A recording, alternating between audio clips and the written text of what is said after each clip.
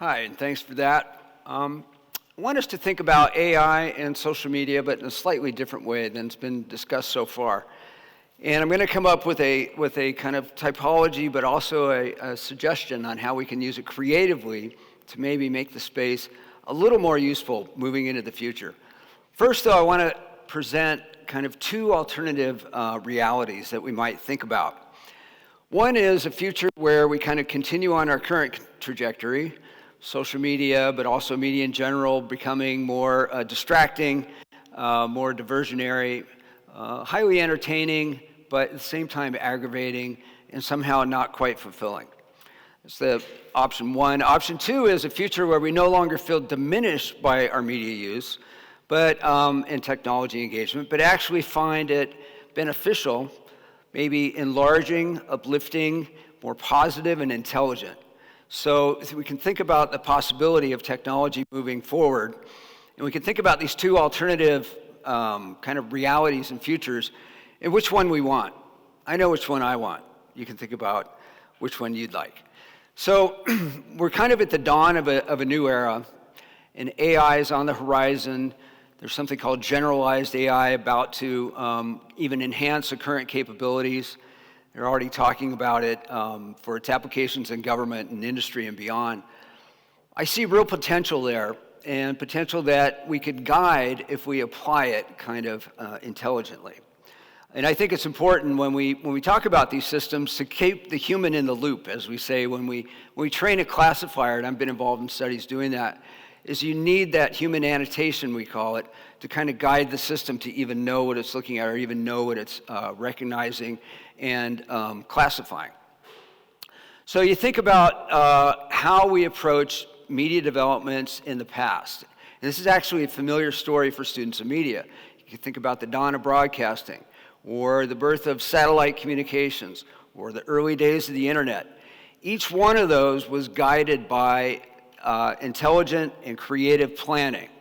And we didn't have systems to really control these and keep that human in the loop kind of quality before they existed. But we did it. We did it with responsible governance. We did it with responsible industry practice. And I think we can do it again if we don't want to continue on that trajectory I described at the outset. So fast forward to where we are today, and I think there's pretty widespread agreement that we could probably do a little bit better with our media system than we currently are. Doesn't mean it's not profitable for Silicon Valley or that people don't get enjoyment out of it, but is it as uplifting, as educational, as inspiring, and enlarging as it could be? I think that's an easy no. So I have a solution, and I want to start with kind of a thought, and my idea is really to imagine our way out of this.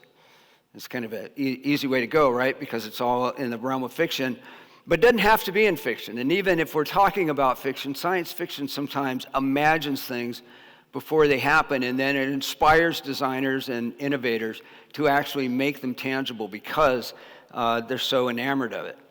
So we want to think of what's a way we can utilize some of the new AI to give us a social media, but really a digital environment and ecosystem that makes it more conducive to kind of human interaction and human satisfaction.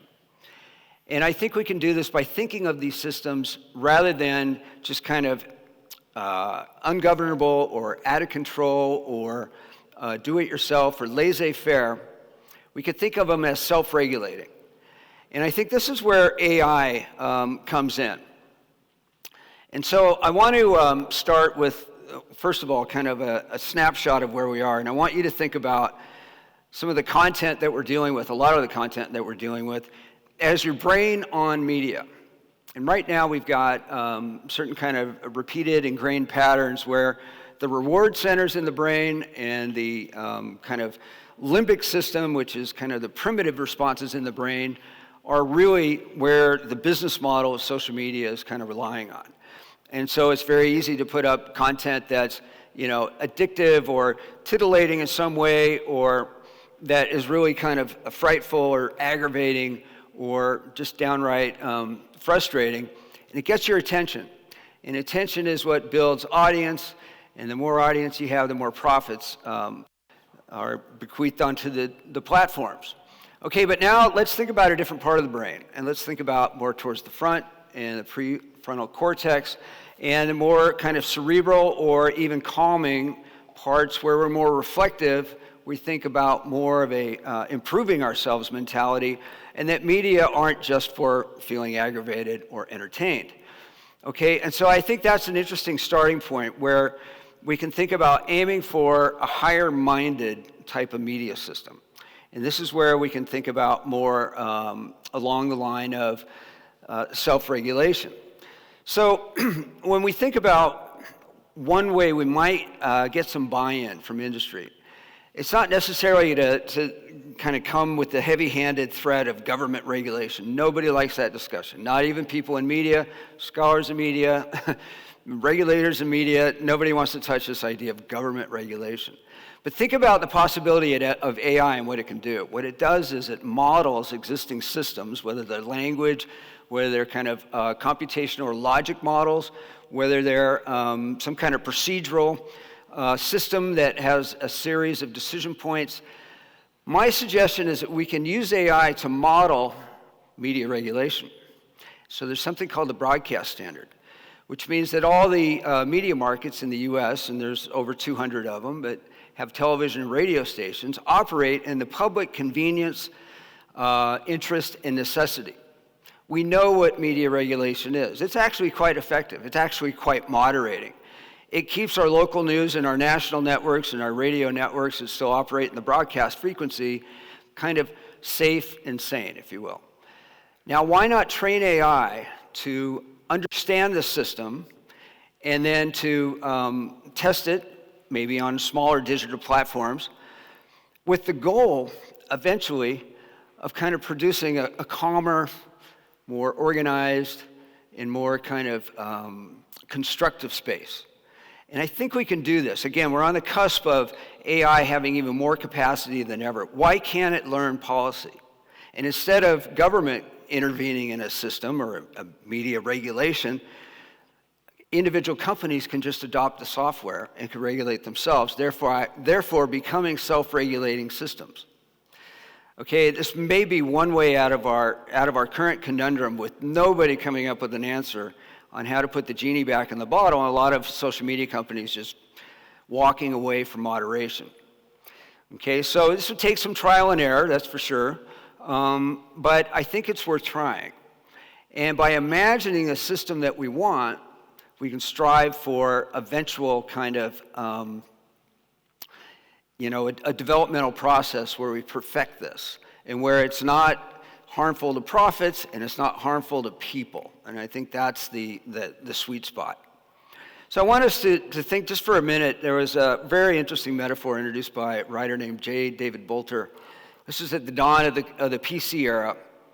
And he talked about defining technologies. So, whether that was the steam engine in the Industrial Revolution or early computers in the mid to late 20th century. We had an interesting idea and metaphor, and that is that computers were so powerful as a reigning technology because they not only did the work that we asked them to, they actually did some reimagination. And so they got us to think about the world not in terms of just overcoming space and time and overcoming kind of physical constraints, but actually to get us to think about it as information to be processed.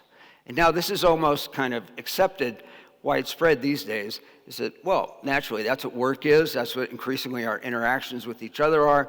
That's what our kind of best moments are. Somehow it involves technology, and it's got an informational component. Okay, so since then, some remarkable things have happened.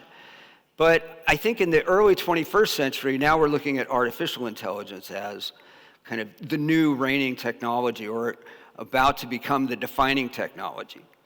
And I think this is where the opportunity is to kind of get out in front of it and define the way we want it to work for us. And so we can already think about some of the things that it's doing that are remarkably human-like. And I have a brief demonstration here. is that we think about the ability of AI to parse large and vast quantities of data. It could be text, it could be images, it could be code, it could be just about anything that's digital. And we can even think about it as the ability to parse human language, even in the form of poetry. So I did this. This is a poem that I actually wrote after a particularly special day with somebody I care for. And I wrote this poem, and I'll read it quickly, and then I want you to see what an AI program and how it interpreted in the depth and nuance at which it saw meaning in my own words. And I was floored. So the poem's title, Eyes Closed. So gray skies gather at dusk, shrouding the light and obscuring the remains of the day. But the clouds, stubborn at first, finally part. Letting through rays of the sun and warmth that touches our cheeks, I can feel your smile, even with my eyes closed. There's a program called Matthew AI that was developed by a YouTube influencer called Matthew Bucy, who for this program fed it and trained it on 17 years of speeches, of podcasts, of meetings and conventions with people that he would coach on relationship matters, of his books, of everything he had that would feed into the system. And they trained the AI to such an extent you can ask it anything you want, as long as you want. You can go on as far as you want. And this is how it read my poem. And you know, if you're close enough, you can read it. But I'll just highlight a few words from it. But it basically said that it was a beautiful work, and that it highlighted both the longing of desire and also the possibility of hope. And that when you're feeling someone smile, even with your eyes closed, it speaks to a love that transcends physical presence. This is the AI talking to me about my own words. I couldn't believe it. And so I was floored by the nuance, and it even told me that it's like a piece of your heart captured in verse. Really? And then I'm like, yeah, it is. Actually, that's exactly what I was going for. I knew that. Okay, so if this brief demonstration and my thought about having social media become self-regulatory is any indication, I think the potential of AI to inform and possibly guide the near future, at least on the vulnerable terrain of human communication, holds much promise.